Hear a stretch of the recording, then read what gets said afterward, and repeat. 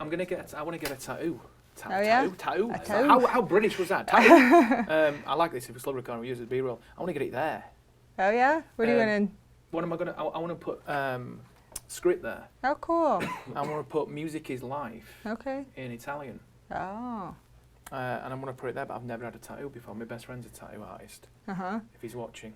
Hi, it's Nova, and on today's Encore session, we have the incredible talent of Lonely Choir.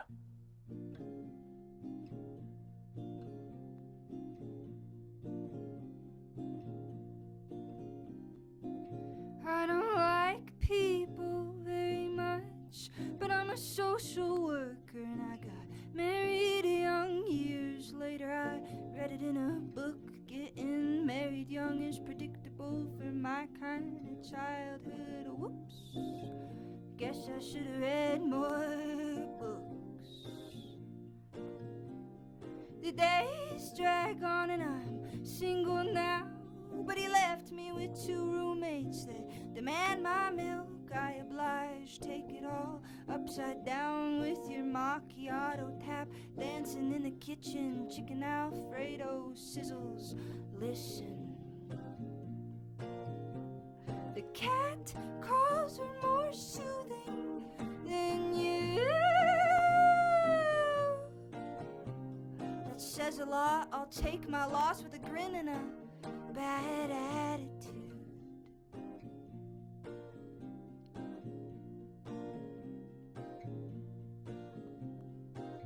I don't like people very much, but I'm a talker, greet the squirrels on every walk. Used to watch them in the trees as I was disassociating from the gaslight king, the gaslight king.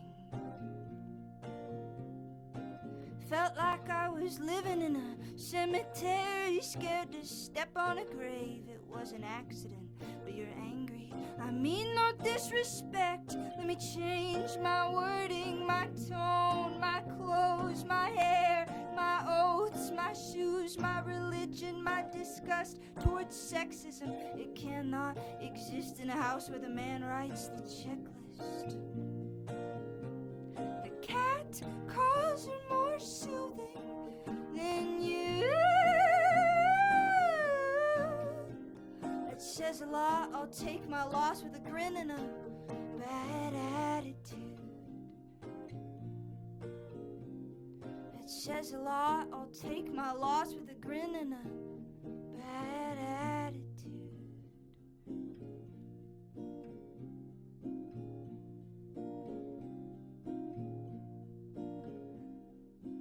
I never loved you, that was just Freudian. You were distant like my dad is. I never loved you, void an attachment, but your breadcrumbs reeled me back in.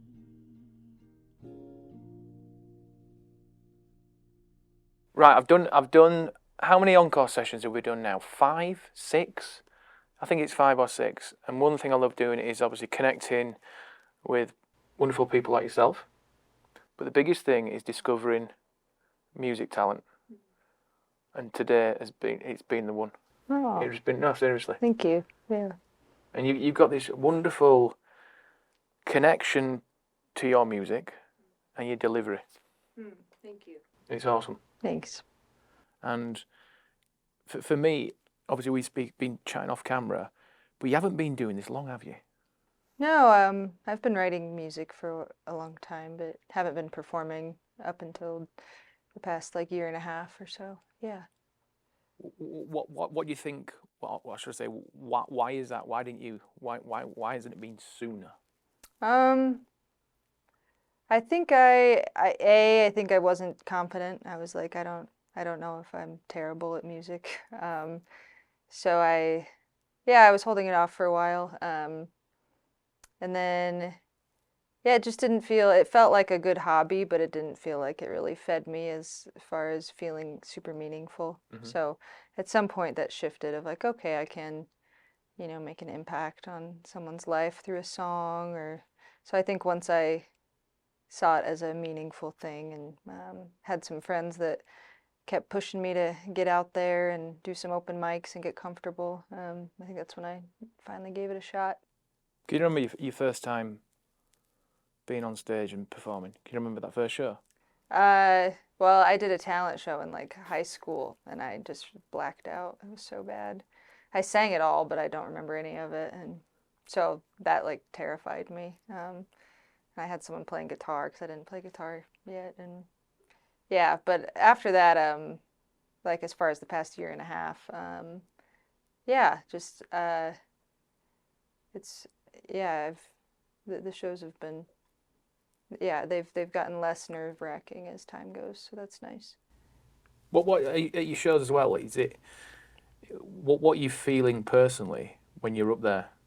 I don't know, like today you're so in that moment, like watching you. You're so it's very intimate. It's very personable. What's it like from on stage when you're on stage when you've got a crowd? It's definitely. Yeah, it's hard to feel like the center of attention. So, yeah, internally I'm wanting to like go and hide. But that's when you can like close your eyes and you can kind of do that. Or you can I'd sometimes like look at one light to make it through, and because if I make eye contact, I like just start thinking too much. And yeah, so it's still nerve-wracking, but I found my techniques to get through it. It's fascinating though. Like every musician is different. People are different, aren't they? And people got different styles, but also ways they kind of feel comfortable on stage as well. But let's flip that now in a recording studio space. We're in production point, and you're currently recording as well yourself. How do you find that process compared to live? Yeah, yeah, I definitely feel like I can be myself and be comfortable, and yeah, and I think with a band, it's more helpful to, yeah, just let loose a little bit and can just know it's like for recording purposes, so it's easier to, and I know I can redo something if I need to, so that's a little bit easier for me. Yeah. Are you the boss in the studio? No. Do you lay down the law? No. I'm kind of like, anybody have ideas?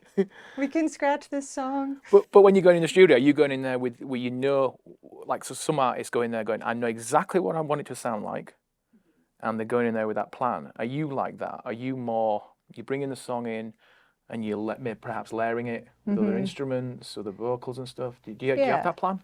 Yeah, a little bit. I think, over the past year, I've tried to really sit in what do I want my music to sound like. And I think I've gained that through live shows, ironically. As terrifying as they feel, I think I've gotten a feel for how I want my music to sound. So yeah, I have come in with a bit of direction in the studio. At the same time, I'm mainly focused on like my lyrics and vocals and executing that well. So I do give trusted people the freedom to give me ideas for production. So yeah, it's kind of a mixture of both. I'm not too bossy. A whistle in the woods is much different than a whistle through a city on a weekend. And one mocks the blue birds and one gives the drunkards a tune to hum as they fall.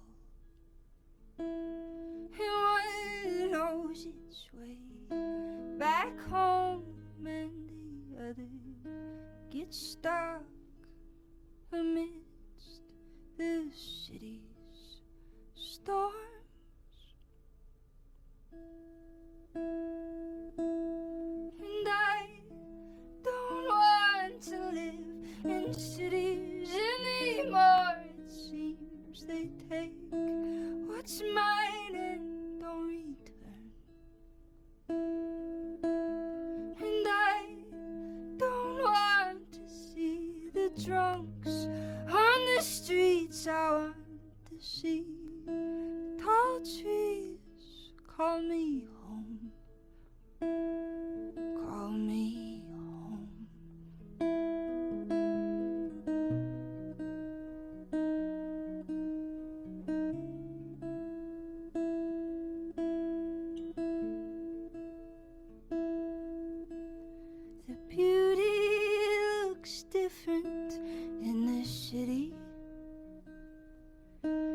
expressing freedom that they have through graffiti. No birds in the trees, just birds painted on buildings, but they don't sing. And one knows its way back home, and the other gets stuck in the cracks of the worn down walls.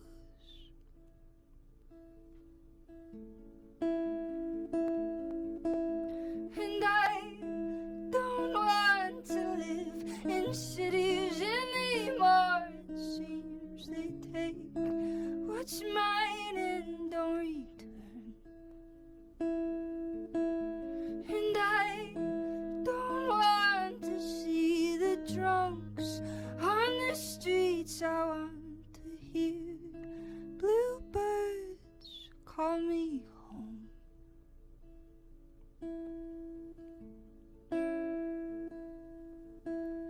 I've learned to know the beauty in the city. Behind the drunk man's vicious words lies a story, one that triumphs over tall trees, one that's louder than the birds singing to me. And though he stumbles, though he falls, though he doesn't have a home to call his own, he's still my brother, she's still my sister. We are in this world together, and that's enough to love.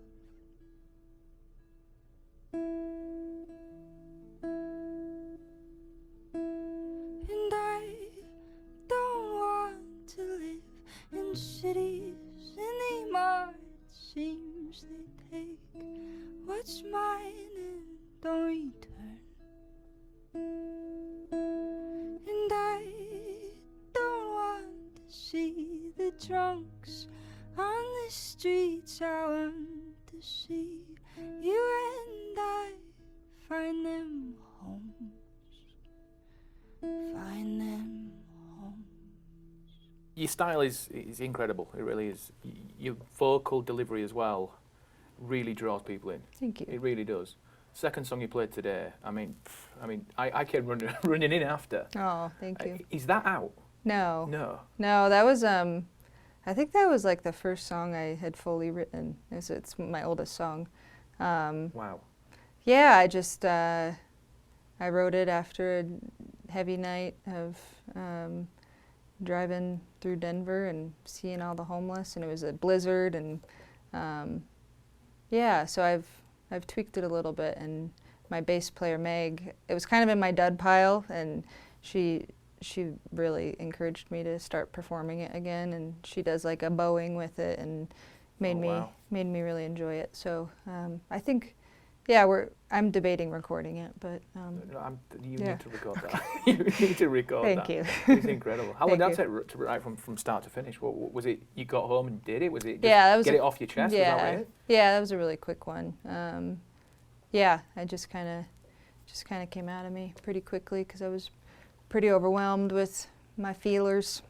Some of the best songs happen like that, don't Yeah. they? You kind of... Yeah, either some of the worst or best.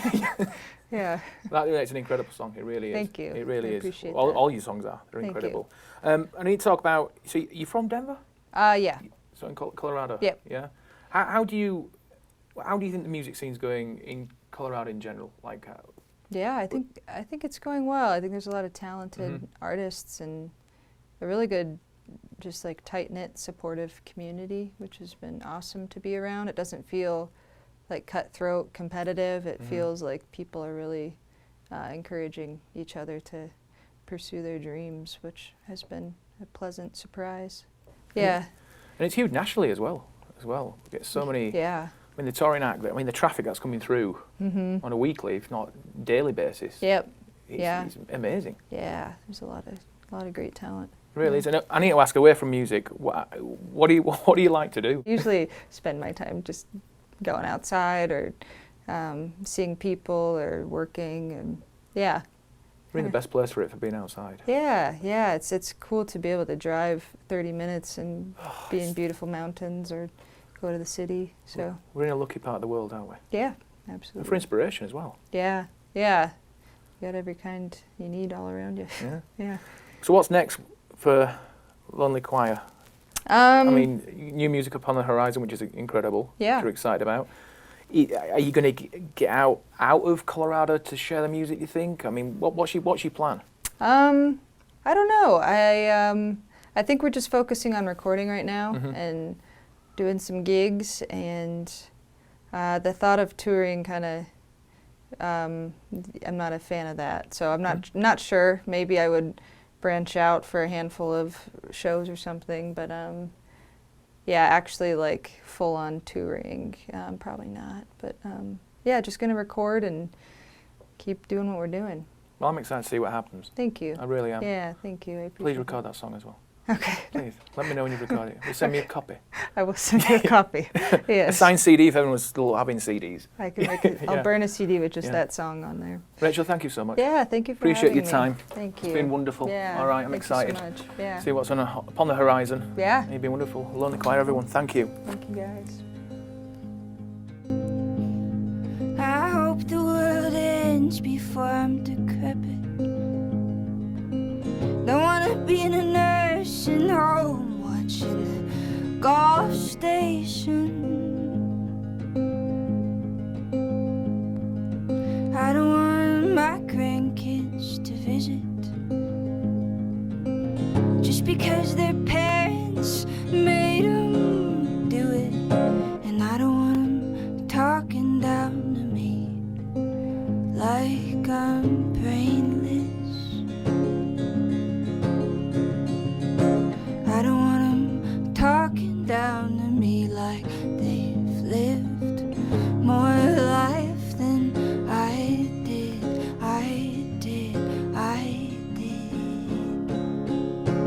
No one thinks they're dying. Maybe if you did, you get out of your bed. No one thinks they're dying.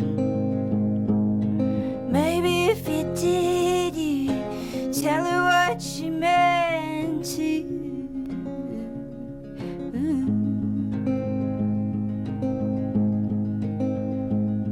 I hope the world ends before I lose it, before I'm screaming at the walls and hating all the ones that love me most. I don't wanna give it all up. My car, my teeth, my liberty to pee independently.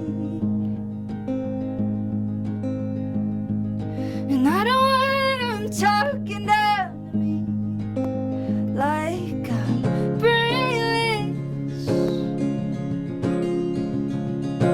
I don't want them talking down to me like they've lived more life than I did. No one thinks they're dying.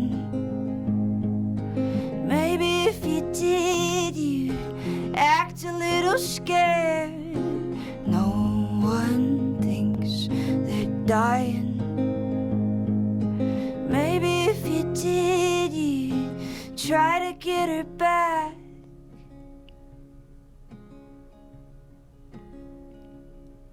When you're gone, I don't wanna say, man, he had no friends on his deathbed.